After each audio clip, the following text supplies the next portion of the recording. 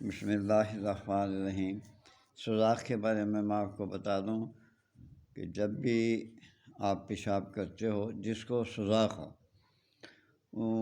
ان کو بہت جلن سے پیشاب آتا ہے، درد سے پیشاب آتا ہے، رکاوٹ کے ساتھ پیشاب آتا ہے۔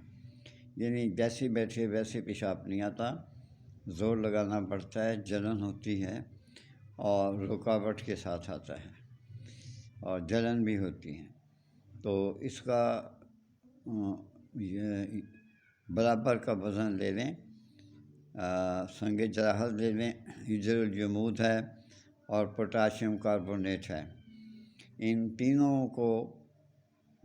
تینوں کا وزن ایک جیسا ہو اور ان سب کو کوٹ چاند کر صفوف بنا لیں، اور اس کی خوراک ہے صبح 3 ماشا اور شام کو 3 ماشا۔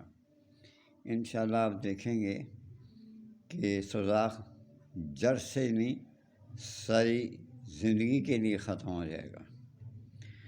میری دعائیں آپ کے ساتھ ہیں، اور آپ سے ایک ریکویسٹ ہے کہ پلیز برائے مہربانی میرے یوٹیوب کو پروموٹ کریں اور میرے چینل کو سبسکرائب پلیز کر دیا کریں، لائک کر دیا کریں۔ میں دعا ہی دے سکتا ہوں، اب تو میرے پاس کچھ نہیں ہے۔ اللہ تعالیٰ آپ کو عزت دے، ماں باپ کا خیال رکھیے، بیوی بچوں سے پیار کریں، بہن بھائیوں سے محبت کریں۔ اجازت چاہتا ہوں، اللہ حافظ۔